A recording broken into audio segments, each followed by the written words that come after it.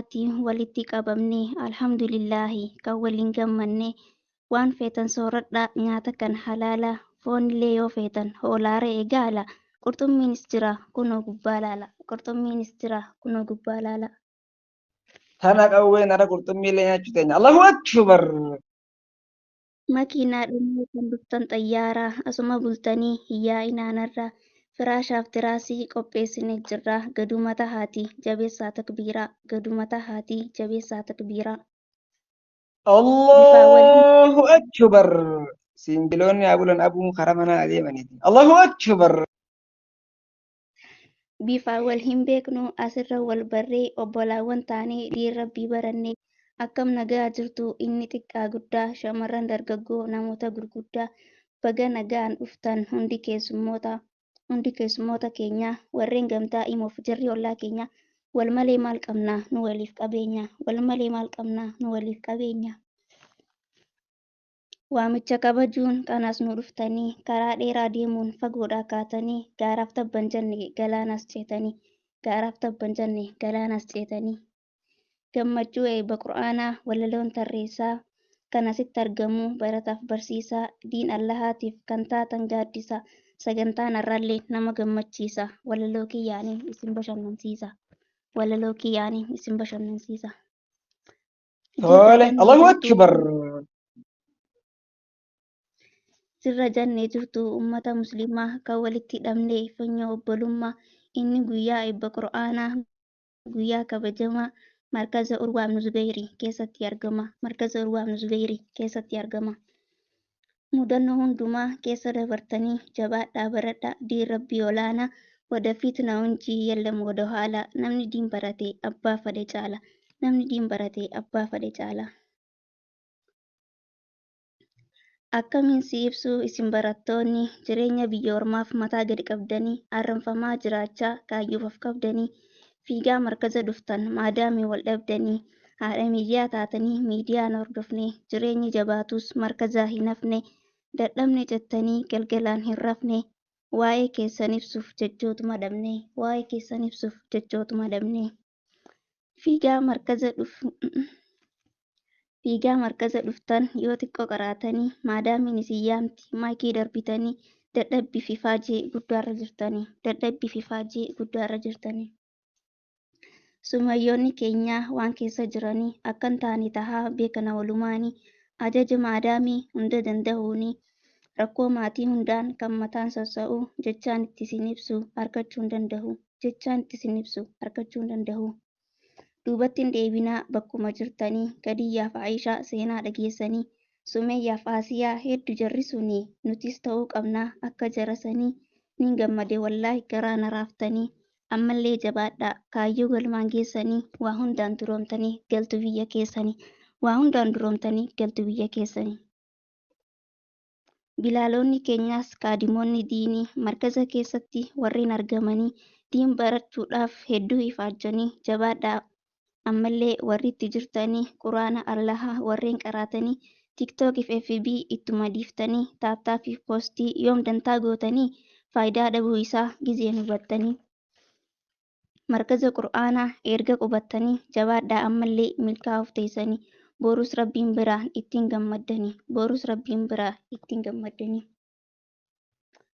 Mudannoo gurguddaa itti sabartanii baga gammaddanii kanarra eebbifamtanii maadaamiin na'am jechaa ustaazaan aafoon jechaa jechoota araba dhokochaa sammaa gurra kaachaa warri baratanii diin rabbii ol tahe guyyaa gammachuuti baguma isin gahe. Waa'ee dhimma Allahu akbar. Allahu akbar. Hamilee dhaka. Waa'ee dhimma kanaa asuma gabaabsee gara ustaazotaan achis hin dabarse.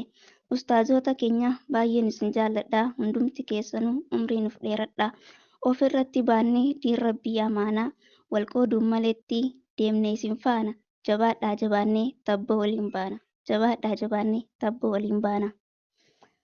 Ustaazota keenya dawwii isiitiin xiqqoo isii aarsaa kan asiin nuun gahe kaffalanii aarsaa ustaazota keenya baabaa isaa lammataa qubsumti keessan haa ta'u ol aantuu jannataa nu dura buutanii nuuf taatan agartuu dhugaa isiniif jecha lubbuun nan marartu dhugaa isiniif jecha lubbuun nan marartu. Gaddaaf rakkoo keenya kan sammuun jeeqamuu mirgi ustaazotaa nuuf haa kabajamu warreen nu bareechuu gaafa gammachuu keenya kan bakka nuuf bu'ee haadhaaf abbaa keenya dhugaa yoo dubbanne ustaazota keenya irra deddeebi'ee hedduu galatooma. Diiniif duniyaadhaan duroomaa beekoomaa isin haa milkeessu addunyaaf aakiraa isintu nuuf qaroomsi mirga keenya falme aakiraa harkadhaa tan jannataa galme. آمين آمين Galata آمين kan الله keessan أكبر osoo nuuf الله أكبر. Mee xiqqoo waa dubbadhaa waa'ee ustaaza kootii. Ustaaza jechuun salphaadhaa yoo dubbatanii baay'ee nama dhibaa osoo hubatanii. Faamsisaa qur'aanaa gabbisaa diinii. Ustaaza koo qaalii Ustaaz Nasraddiinii. Ustaaza koo qaalii Ustaaz Nasraddiinii. الله أكبر Yaa gaarii الله أكبر. yaa ustaaza kiyyaa qaaliif gaarii namaa isin wajji haa ta'u mootichi alamaa isinirra haa qabu waan isin miidhu hamaa isiniif haa kennu milkii gandalama. Ustaaza koo qaalii Ustaaz Nasraddiinii daandiin isin deemtan dabaa miti sirriidha. Namaaf tola ooltan hin barbaaddan birriidha.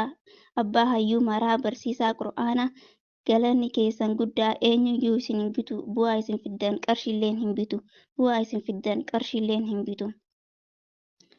Yaa Ustaaz Nasraddiin jabaadhaa ammallee duubatti hin deebinaa hanga isa dhumaa fakkeenya gaarii taatan dhalootaaf wallaahi dhuguma goota koo abbaa seenaa guddaa isinumaatu barsiise dhala nama hundaa. Ustaaza koo qaalii hedduu dadhabdanii ilmi barsiisuudhaaf kan itti hirriiba dhabdanii dabarfattanii jirtan seenaa gaarii burqaadhuma hin qabne kakka laga bahrii. Yaa Ustaaza koo الله qaalii أكبر barsiisaa oolmaan keessan kan biraatiin addaa sammuun teessan qur'aana maddaa. Yaa Ustaaz Nasraddiin leenca gaafa xiiqii dhiira gaafa morkaa waanyoon teessan hundii isin jala korkaa. Yaa Ustaaza koo qaalii abbaa koo lammataa maal jedheen isiniif ibsaa jechaatu na hanqataa ifaajee teessaniin ifaajjanii ifaan uf taatanii dukkana keessaa ifan nu baaftanii ani waanin jehuun qabu jazaa keessan haa ta'u ollaa nabi Muhammadii.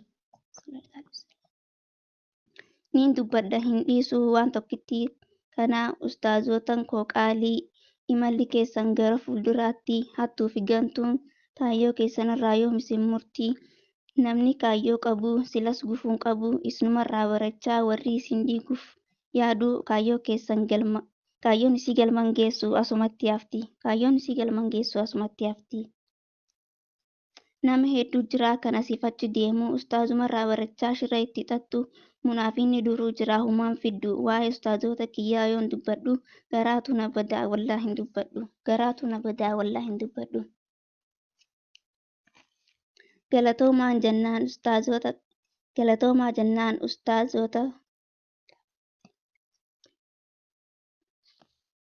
Galatoomaa jennaan hunda ustaazotaa lubbuu ta'eef qabdee wallaalaa barsiiftaa rakkinoo dhoyfattee gammachuu mul'istaa rabbii kan keetirraa jannata kajeeltaa riyaadaa isaa barbaaduuf akkana laffaataa eenyu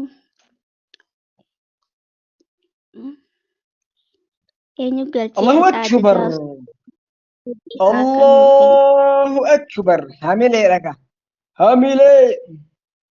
Rabbi haa kadhannu hundi barattoota duniyaa gammachuu boorilee jannata firdawsii harkadhaa ollaa